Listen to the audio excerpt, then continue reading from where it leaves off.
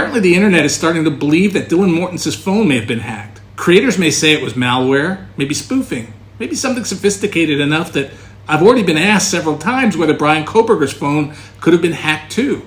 I said, laugh out loud. I'll repost my video I did on this a few months back just for you, silly, since he's expecting us to, start talking about it. And since I already have, here you go, buddy. Pav, I blame you for this video because there's one tiny factual problem with your whole premise. You're investigating the wrong phone. And quick credit, the image you're looking at comes from Pav's video. Go watch his video too. Here's what we actually know. In January 2023, Idaho State Police investigated an attempt to access Miss Mortensen's T-Mobile account. The number involved belonged to a woman in Post Falls, Idaho, whose family had been hacked about a month earlier. The attackers had access to her elderly father's phone, including his texts, email, and chats. And because he was the account administrator, that gave the threat actors a way into the family's T-Mobile account and potentially 7 other linked devices. Then the woman's phone continued to make unauthorized calls. T-Mobile locked down the account and secured the numbers, but the calls continued. And weeks later, her number shows up in an attempt to access Ms. Mortensen's T-Mobile account. So how was someone else using her number after T-Mobile had locked everything down? There are 3 likely ways those calls could have been made. The first is advanced malware, in which an attacker remotely had complete control of the phone, like in the movies. We'll come back to that later in the video. The second is VoIP spoofing. Basically, you make a call over the internet and tell the receiving phone what number you want displayed as the caller ID. The call looks like it came from her number, even though her number was never involved. Third possibility is a linked device. An iPhone shares its contacts and messages in the native Apple apps with linked Apple devices. You can even make calls on the phones to which your device is linked. But there's an important limitation if the linked device was another iPhone. You can't simply link to another iPhone and expect to be making cellular calls with that number. But with an iPad you can. And those 2 devices don't even need to be connected to the same Wi-Fi. If configured correctly, those linked devices can be anywhere in the world as long as they both have an internet connection. The linked device possibility gives the attacker something VoIP spoofing alone doesn't: the text messages. And that becomes important when the Post Falls, Idaho number is used to attempt to access Ms. Mortensen's T-Mobile account.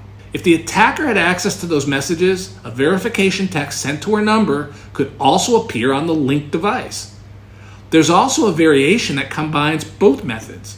The attacker could spoof her number for the call and then wait for a verification text through the access that they already had to her messages. We don't know what happened, but notice what all of these possibilities have in common. None of them requires Ms. Mortensen's phone to be hacked. All the report gives us is that a number in Post Falls, Idaho tried to fraudulently connect to Ms. Mortensen's T-Mobile account. But there's nothing in the report showing that anyone ever got into Ms. Mortensen's iPhone, installed malware on it, or even accessed her iCloud account. And I don't even think we can say from this report that the attempt to access her T-Mobile account was successful. It says attempted. That matters because an attempt to access somebody's T-Mobile account is not the same thing as compromising their phone. And once those 2 things get collapsed into Miss Mortensen was hacked, we can start looking for increasingly exotic ways to explain something we hadn't established happened.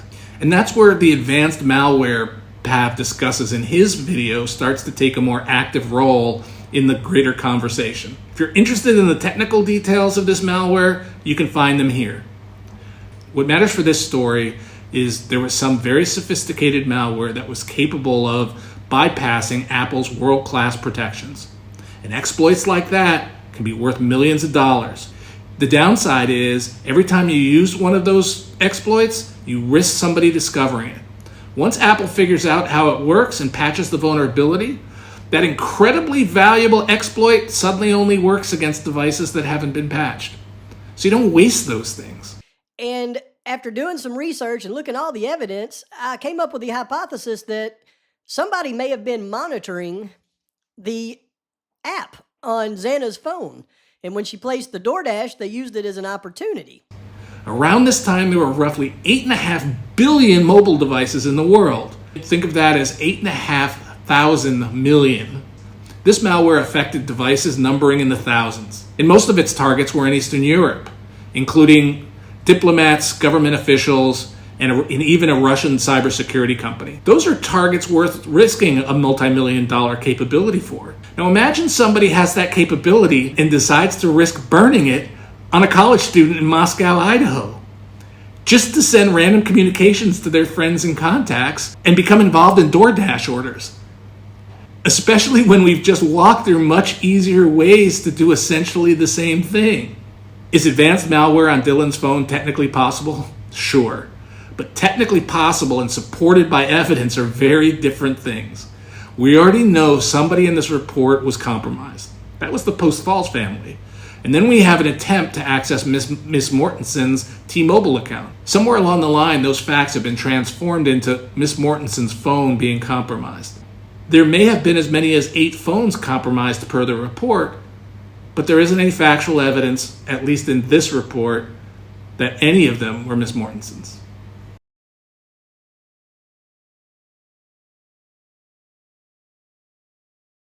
If you like my videos and how I present the information, please subscribe and like the video.